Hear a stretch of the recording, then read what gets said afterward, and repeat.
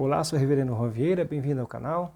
Você que está chegando agora no canal, nesse canal nós temos a proposta de estarmos estudando o texto da palavra do Senhor. Lógico que o texto bíblico ele tem muita informação, né? Mas aí nós pincelamos alguns pontos e trabalhamos alguns pontos aí.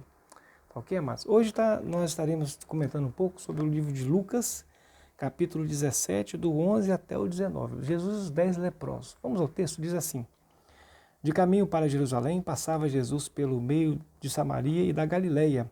Ao entrar numa aldeia, saíram-lhe ao encontro 10 leprosos. E ficaram de longe, lhe gritavam, dizendo: Jesus, mestre, compadece de nós. E ao vê-los, disse Jesus: Ide, mostrai-vos aos sacerdotes. Aconteceu que, indo eles, foram purificados. Um dos 10, vendo que fora curado, voltou dando glória a Deus em alta voz. E prostrou-se com o rosto em terra aos pés de Jesus, agradecendo-lhe, e este era samaritano. Então Jesus lhe perguntou: Não eram 10 os que foram curados? Onde estão os 9?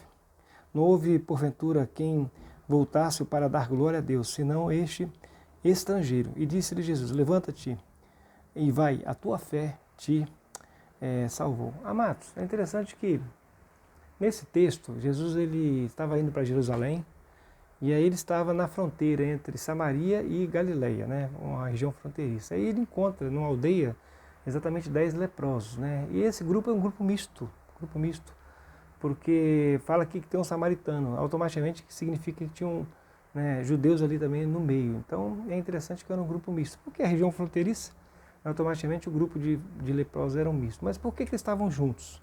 Porque na verdade o leproso ele teria que ficar afastado da sociedade, não podia estar dentro da sociedade, junto com as pessoas. Porque a ideia de que ele é tratado como imundo, né?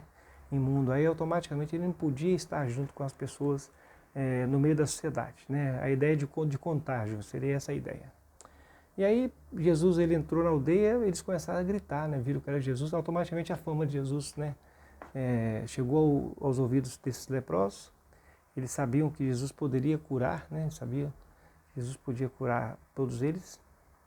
Eles começaram a gritar. E é interessante que Jesus, dessa vez, ele não usa de palavras para falar assim, fique limpo, seja curado, nada disso. Jesus, ele volta, né, vendo, né, olha para eles e fala assim, então vai ao sacerdote, e apresenta ao sacerdote.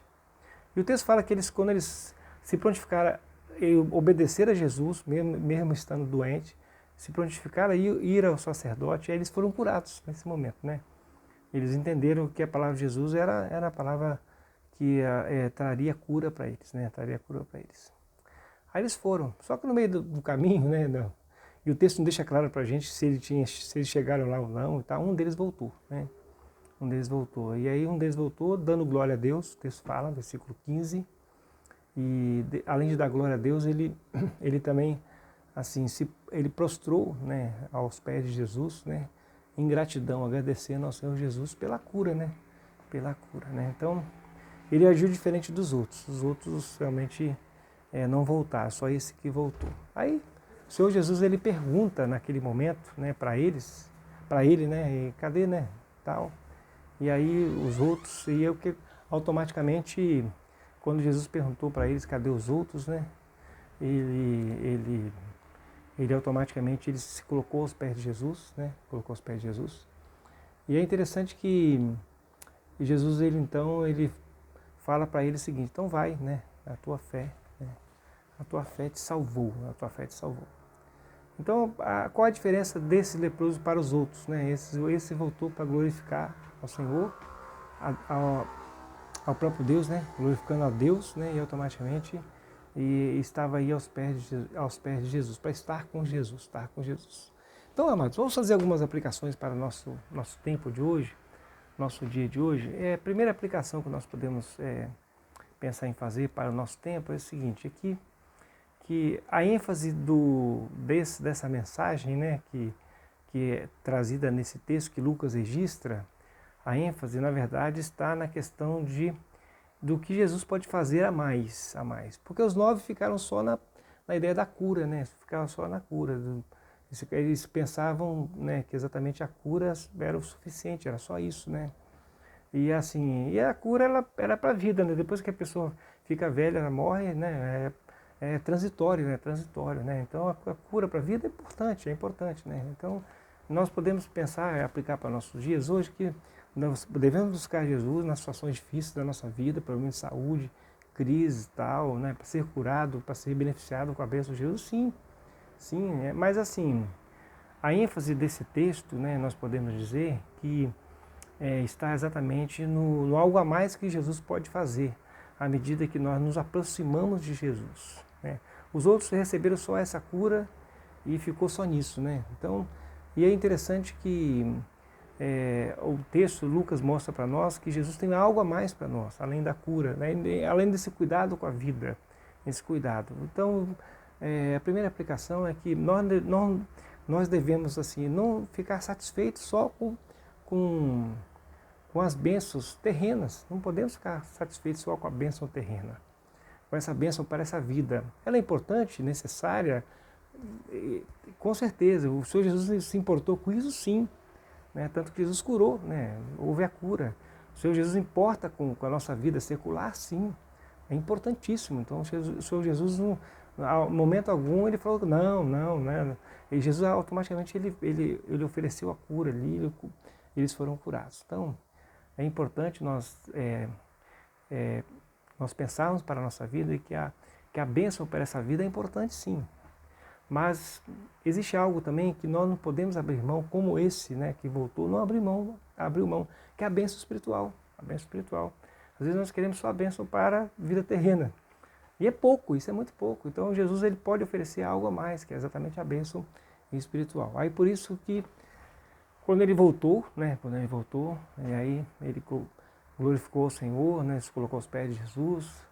Aí Jesus olha para ele, né, a tua fé te salvou. Então os outros tiveram fé só para o momento da vida terrena, para esse momento aqui, né? Para esse momento aqui. E o que voltou exatamente, ele voltou para andar com Jesus. Então, amados, não devemos abrir mão, né? Como esse que voltou da bênção espiritual, né? De estar com Jesus, na presença do Senhor Jesus. Às vezes é comum as pessoas buscam pastor, igreja, vamos orar por um problema, vão sim. Depois que o problema é resolvido, a pessoa vai e não volta, né? E a pessoa esquece, né? Só quer a bênção terrena. E a bênção espiritual, ela está exatamente essa ideia de estar com Jesus, na casa do Senhor, glorificando o nome do Senhor, na leitura da palavra, na comunhão dos santos, estar juntos. Então, amados, não abra mão, não abra mão. Não abra mão da bênção espiritual, né? Não abra mão. Esse que voltou, não abriu mão da bênção espiritual. E é interessante que a bênção espiritual, ela é fundamental para as nossas vidas, porque ela também ajuda na nossa vida diária, nosso dia a dia, né? Gerenciar nossa vida com a presença do Senhor Jesus, com o cuidado do Senhor Jesus, né? Gerenciando a nossa vida. Então a bênção espiritual é para essa vida também, mas ela também, ela traz uma conotação de que realmente nós temos a esperança, né? De uma vida futura, da eternidade, na presença do Senhor após a morte. Então, amados, essa é a ênfase do texto que eu gostaria de fazer, né?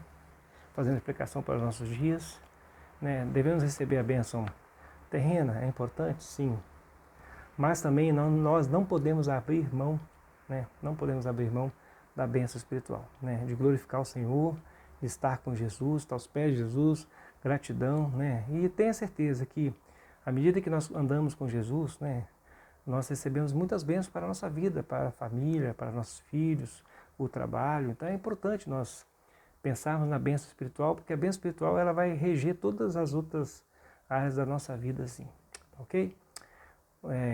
Deus te abençoe, você ficou até o final, né? Deixa o seu like, né? Deixa o seu like e compartilhe esse vídeo para que mais pessoas, né, possam estar aí recebendo a palavra do Senhor, tá ok? E até o próximo vídeo, um abraço.